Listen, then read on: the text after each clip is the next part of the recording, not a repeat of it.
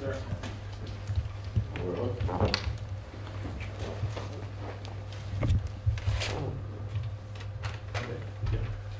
All right, well, we're here today to talk about the Greg Vradenburg shooting involving the defendant Hatton, which occurred on January 3rd, 2016. I'm Philip Dupuy, Chief of Police for the Conroe Police Department, here with Brett Ligon, the District Attorney. First thing I'd like to say is I want to thank the District Attorney's Office and Donna Berkey and Laura Bond for the prosecution of this case. We couldn't have asked for better prosecution and a better turnout in this case for us. So with that, we're going to play the video real quick, and then we'll be here to answer questions that y'all may have. And I know Mr. Ligon would like to make a statement after the video is played. No. I'm going to tase you. Put your hands out to your side. Oh, shit!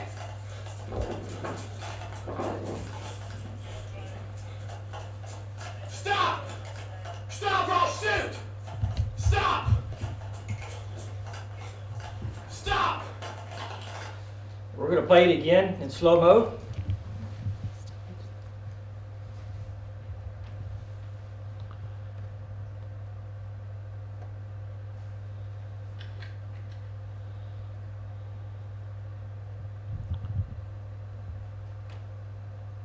And as you can see, the weapon there in his hand.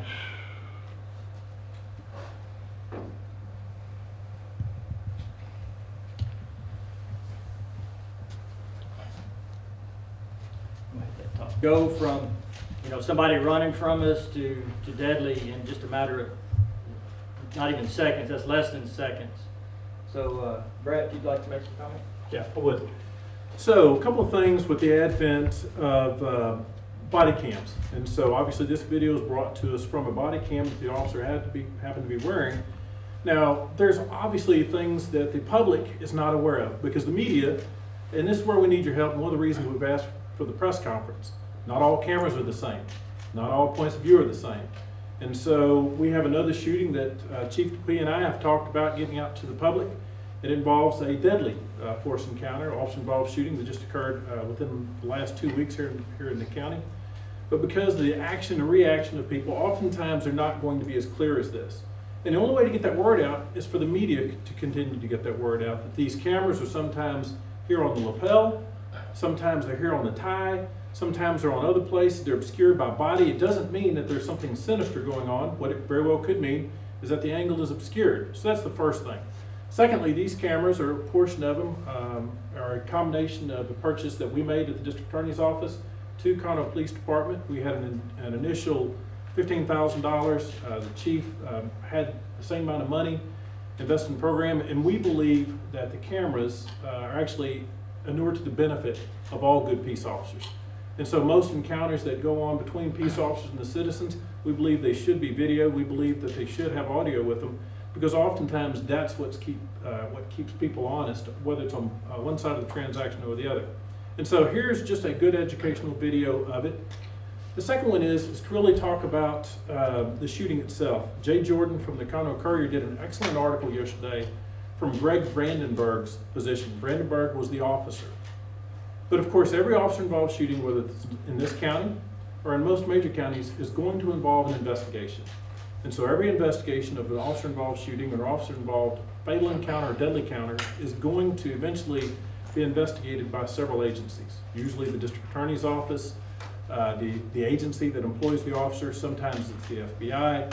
But, so there's things, once again, that I think I need the public's help. And so one of the reasons I asked Chief Dupuy to have this press conference is to continue to try to educate the public.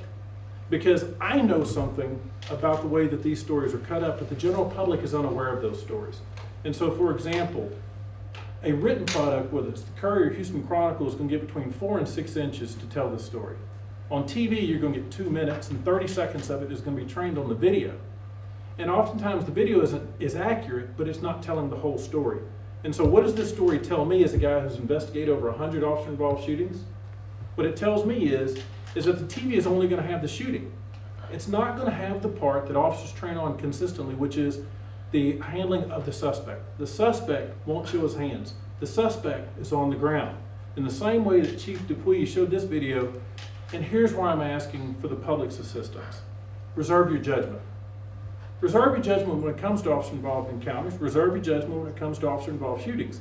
Because as an investigator who does these types of things on a professional level, no one in this room is able to tell moments before whether that man has a gun. Nobody is able to tell. Here's things that we also know in law enforcement. We call it the reactionary gap. Officer Vradenburg chose to use his taser. Now, for Officer Vradenburg to apprehend the suspect in that reactionary gap, you can't put cuffs on somebody with one hand. You're going to have to put your taser down. Within that reactionary gap is a danger area for every officer. Now, I know that because I do this. But you know who doesn't know that? Who doesn't talk about reactionary gap? It's the public, because the media is not telling the whole part of that story, and that's why I'm asking for your help. The second part that we're talking about this video is that action beats reaction. An 80-year-old man has superior reflexes to a 25-year-old youthful, in-shape officer when he has the element of surprise and when he's acting. For example, right now, I'd like for each one of you to point your gun at me before I've pointed mine at you. I've pointed my finger at all of you because my actions are always going to be quicker than your reactions. And these are the scenarios that officers train on. Officer Vradenburg was trained in regards to this. When Vradenburg approached this guy, he's what we call turtling. He's not showing his hands. He's not showing his hands. Now, contrast with the video in New Orleans about 6 months ago, when the suspect is on the ground, he won't show the officers his hands, and then the officers end up using deadly force. Well, why?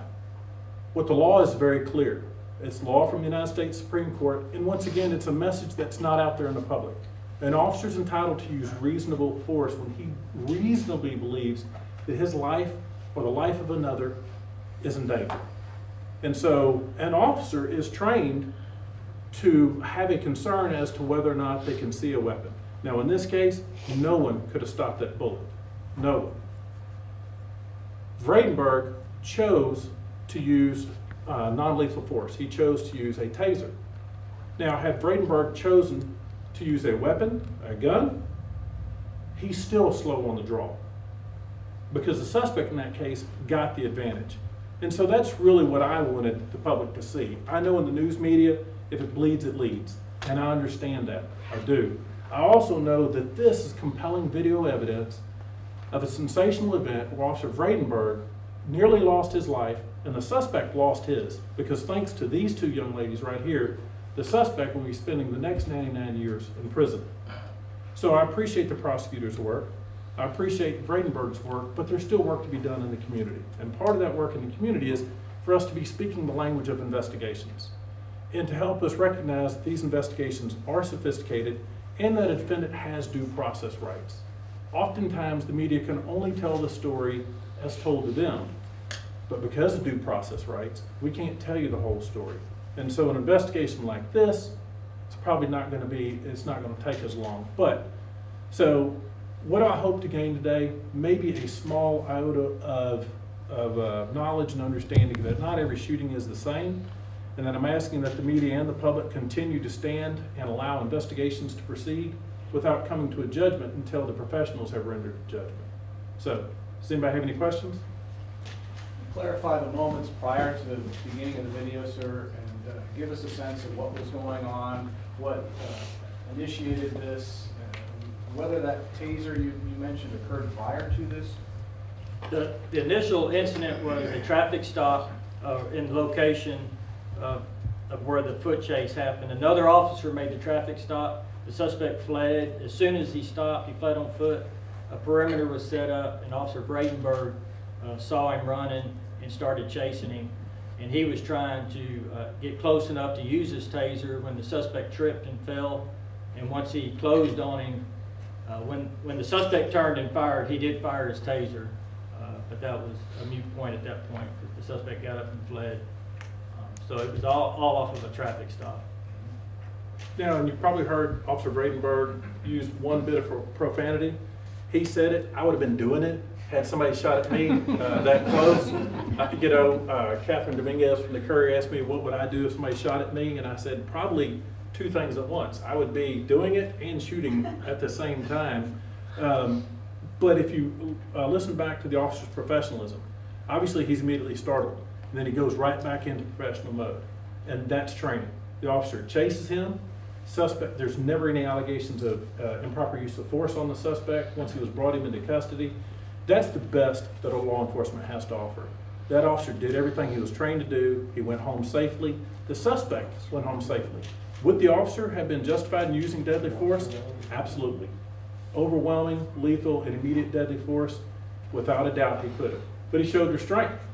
That, I don't know whether or not that's going to prove to be good judgment or bad judgment, but it does show restraint on his part. And so, well, once again, I commend the officers of the Conroe Police Department. Chief Dupuy and I are committed to trying to educate the public. As most people know, this district attorney's office prosecuted a Conroe police officer for a manslaughter charge for killing an unarmed Hispanic male several years ago. The Conroe Police Department was committed to seeing the prosecution of that case. They led the investigation into one of their own officers. On the other hand, there is an opportunity to show why police training is not so black and white. And so if you're expecting simple solutions to complicated questions, then perhaps it's you who needs to reframe your train of thought. So A couple of things I'd like to add to that is the jury came back very quickly with a guilty verdict. They then gave a very harsh, good, strong sentence for him. And that, to me, shows what the community here in Montgomery County thinks of their law enforcement. We get support from this county overwhelmingly. With everything that's gone on in this nation the last couple of years, the citizens of this county and this part of the Texas has been overwhelming to us. And it's just great for us to feel that support that we get from the citizens, not only from the DAs, the judges, and the media, but even the public. It's just overwhelming. We get free food, and I say free food. People bring us meals here once a week. It's constant because they support us, and it's actions like that that make us go out the next day and continue to do our job, even though somebody shot at us the night before. We're going to be back out there the next day because we're doing it for the citizens, and it's in our blood. And Chief Dupuy and I are committed to trying to be transparent. Investigations have to proceed forward. But we've also made the professional decision to turn over the video to the media shortly, within the next 2 or 3 weeks, of the fatal officer-involved shooting from 2 weeks ago. And so once again, we'd like to do it in a presentation format like this to walk you through it, because different result, but it's nearly the same type of a setup. And so it shows a split second reaction. You've had one officer several years ago who didn't respond the way he should have. And he was prosecuted because of it, and he should have been prosecuted because of it, and he should have lost his job because of it, and he did. And I think that the public should get some goodwill towards that. And on the other hand, when you've got officers who show this type of restraint, the public needs to continue to see it. And so if we don't put out examples of what's bad and what's punished, and then what's good and what's rewarded, then perhaps we are to blame for the public having a poor perception of police and government. How's the officer doing after all this? He wasn't hit, right? No, he was not. He's doing good. He's been back to work, doing good. Is he available to comment today on? No, I do not think so. But if you read the Courier story yesterday, they got a lot of comments coming. He's working. Can't use the Courier story. It was a great story.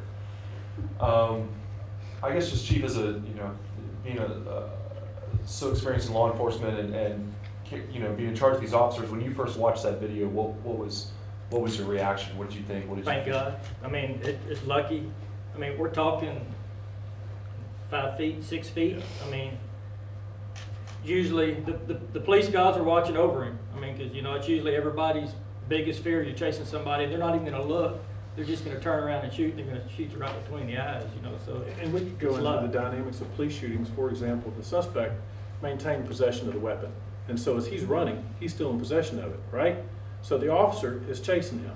Okay, now there's often a public perception about when a suspect gets shot in the back. So if a guy's running from the police and he has a gun, where is he going to get shot? We see it time and time and time again, and yet I see the outcry from the public and from the media sometimes who don't really often understand the dynamics, because if you're running and you're pointing a gun, you're going to get shot in the back, or you're going to get shot in the sides. If this guy would have been shot in the back, there would have been people who cried foul that the officer shot him in the back. It goes back to our days when we played cowboys and Indians as kids. You know, you're not supposed to hit your brother in the face, you're not supposed to hit him in the back. Well, in real life, it doesn't work that way, because as a suspect is running, he's turning and shooting. And this suspect, the only thing that stopped him, well, there was nothing but air and opportunity between him and Officer Vradenburg. Somebody had requested photographs of the suspect's gun. We have photos of that for y'all also. Okay, and he also has thumb drives of the video for Did y'all. y'all have any questions for the Chief, prosecutors also? how many body cameras do you have in your department? How many of your officers have?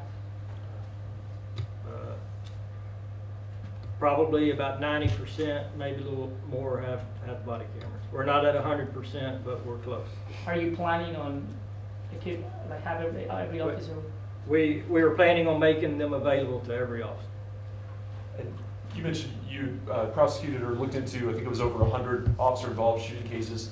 How much of a game changer have these body cameras been in helping you with those investigations?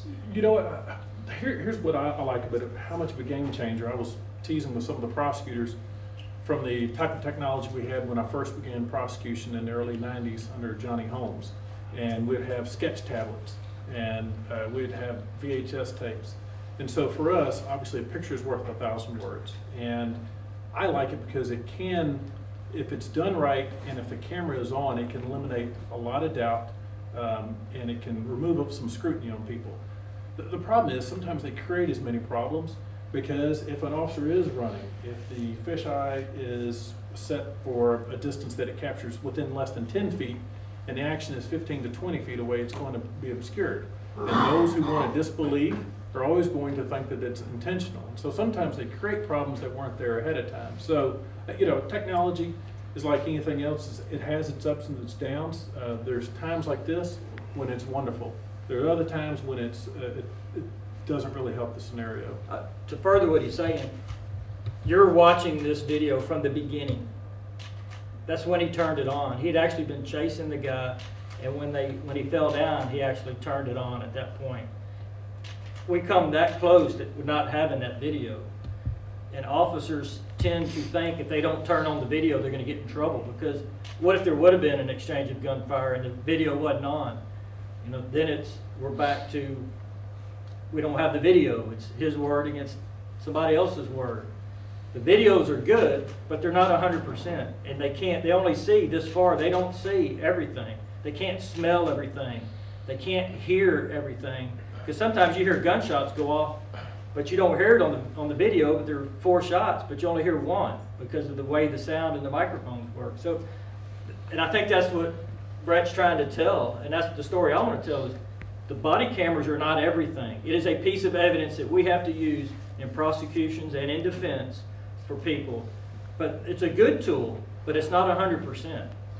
Because the video that once we're able to release it of the officer-involved shooting, it doesn't show much at all. It does show enough for us to come to a conclusion, but they're not always 100%. And some officers they're afraid that if they don't turn it on, then they're going to get in trouble. But I don't want an officer so worried about turning on his video camera that the guy gets a drop on him because he's worried about turning on his camera and the guy turns around and shoots at him. So it's a double-edged sword. It really is. And I'm going to say at some point in the future, technology is going to be, well, they'll be able to turn them on at the beginning of shift and they'll stay on the whole time.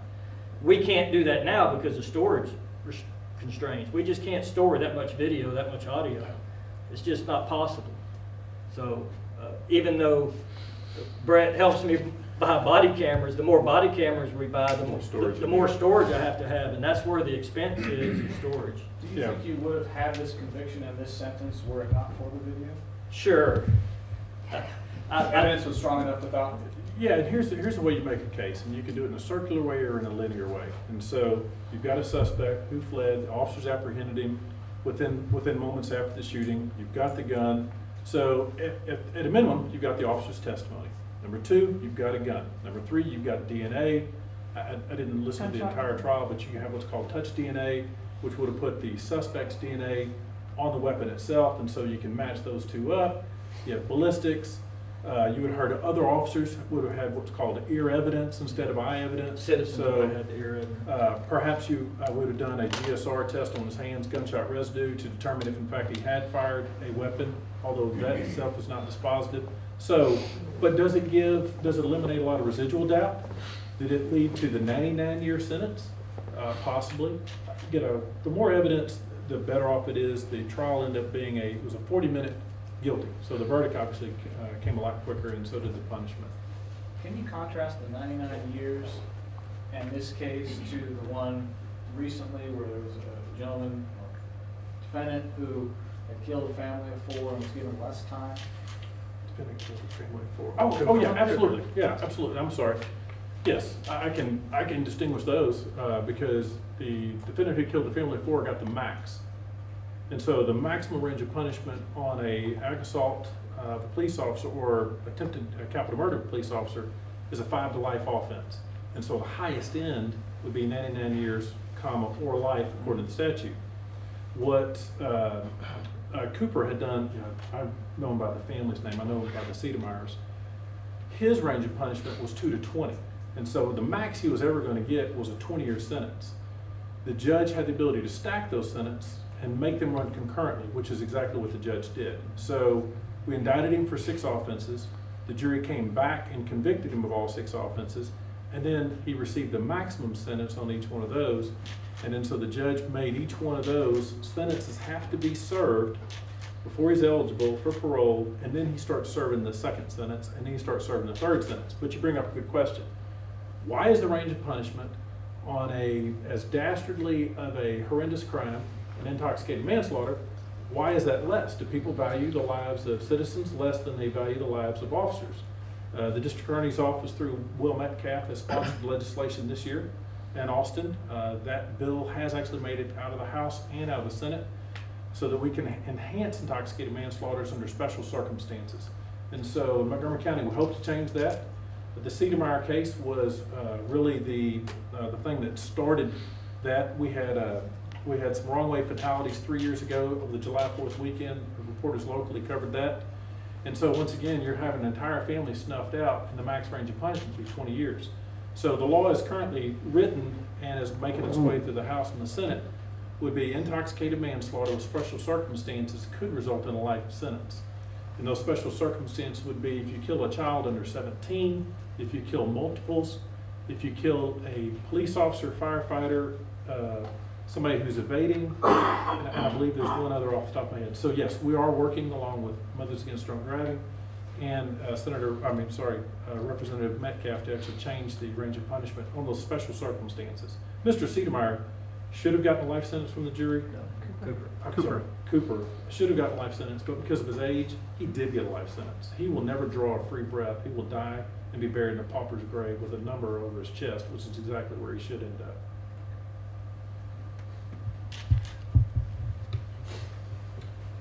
Do we have any Spanish speakers? If we want to do a Spanish-speaking interview, I have Prosecutor Rob Freyer. Rob is a senior prosecutor at the District Attorney's Office and is bilingual and can either address any questions or give a brief if y'all want to do that after we pass up the videos and pictures. Anything else, guys? Okay, thank you. I agree. No era. Yo estoy aquí solamente porque... Why don't y'all come up? Yeah, come on. Pésame tu micrófono. This is a great idea. Greg has been with Conroe Police Department almost 5 years. Yeah, almost 5 years. He's a survivor, but he's also a survivor that's professional. He was a guy who was willing to put his uniform back on and wanted to go right back to work immediately. And so, every time there's many examples of officers that fail to discharge their duty properly. Vradenburg is obviously one of those officers that discharges his duty and excels in the manner that he does it. So I wanted to speak to him, and here he is.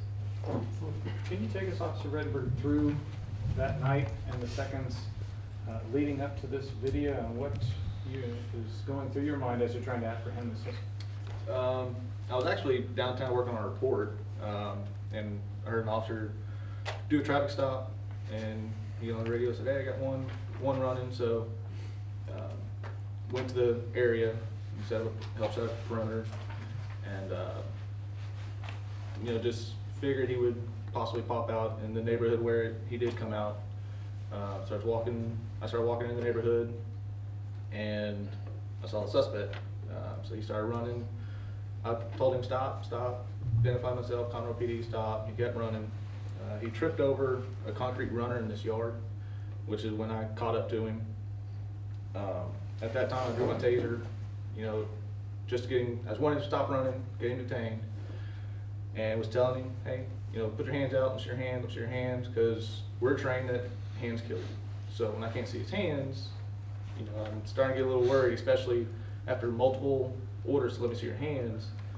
He wouldn't show it, and turn my body camera on. Something told me, just turn your body camera on. And a couple seconds later is when the shot came out. Can you describe how, I mean, we can see, but for you, how close were you to this? I was standing on top of him. I had my left foot on his back. He was trying to push up, and I was pushing him back down, still giving him orders, and I was trying to speak loud enough to where other officers could hear me because I couldn't get on the radio at the time. And so I was this close, so 3 feet maybe. What was that moment like? Did time slow down? Was it like they said, you know, in the movies where everything just kind of slows and you get that tunnel vision? And what was it like in that moment? Oh yeah, it was just like you said, the movies. Everything slowed down. I saw the gun, saw his hand, saw the muzzle flash, but I never heard anything. So I guess at that point I had the tunnel vision so bad that my hearing was gone. So, you know, we go to the gun range, you shoot or whatever, ears ring. Ears wouldn't ring because I never heard the shot. What do you make of him missing? Grace of God. I don't know how he missed me. I don't know if it went between my legs or to the left of me or my shoulder. I have no idea where it went. You know, what you'll see is Officer Vradenburg's body cam, and as part of his duties, he wears it every day. Of course, there's many makes and models. He wears his just because it's the day to go to work. Another thing that we talk about within investigations for officer-involved shootings is what's called auditory exclusion. And so you hear the officer saying, I never heard the shot. That is so common within officer-involved shootings. It also explains how when you're in the interior confined space like a vehicle, that officer's ears may be ringing afterwards, but they will clearly tell you, I didn't hear the shots, I didn't hear the shots. Now, an uneducated person would believe that perhaps somebody's being deceptive. Because how can you be this close to a gunshot in a car and never hear the shots? Science tells us auditory exclusion. I'm not sure if the officer is aware of it, but it's the body's way of protecting your eardrums, and it's the body's way of shutting out high deafening noises. And so his own body is reacting quicker than his muscles have the ability to react. Brett, that brought up another point. Kind of hit on the point, a lot of the times, officer will empty a clip on him, not even realize he even fired but one shot. Sure. Well, and so one of the issues that officers have is what is their own perceptions of what their actions are. And so Officer Vradenburg is saying things slow down for him. Other officers will testify that time seemed to speed up, and so they felt like they weren't in control of their actions, or that the movements that they were seeing, that they were either behind in the reactionary process, or that they felt like they were actually moving quicker. And so you'll have an officer who may believe he's shot 3 times, and in fact it'll be 5, or he believes he shot once, and it'll be 5, or 5 versus 2. And so that's something, it's on both sides of the aisle. Usually on the investigation side, what the officer believes happens is just kind of a starting off point, as opposed to scientifically what actually did happen. And so, you know, that's something you don't really, just because an officer says he shot twice, you can sit there with an empty mag, the slide is open, and officer has discharged his entire magazine, and in his mind he only shot twice. So that's not uncommon. Officer, what was amazing watching the video too was after that the shots were fired toward you, you kept chasing after him. Just kind of walk me through what's going on in your mind there and what that moment felt like. I don't know. I have a job to do. There's a bad guy. Our job is to catch the bad guy. So, you know, I'm not going to stop because of what just happened. So keep on going until we catch the bad guy, because he's in the neighborhood. He's already shot me. So at that point, I mean, he can go in anybody's house, catch anybody outside, you know, in their yard at whatever they're doing 2 o'clock in the morning outside their yard, but, you know, at that point it becomes a public safety issue. And my brothers and sisters are out there with me, so, you know, don't want him to get away and do something to them too, so just not stopping. Was all that going through your mind at the time, or was it one of those things where you hear people say, my training just kicked in and I just went? Partly is the training, but on the backside of it is when, you know, my thoughts start coming in, and then just different reasons to keep going. They said you used incredible self-restraint, not opening fire on this suspect. Can you talk about that decision?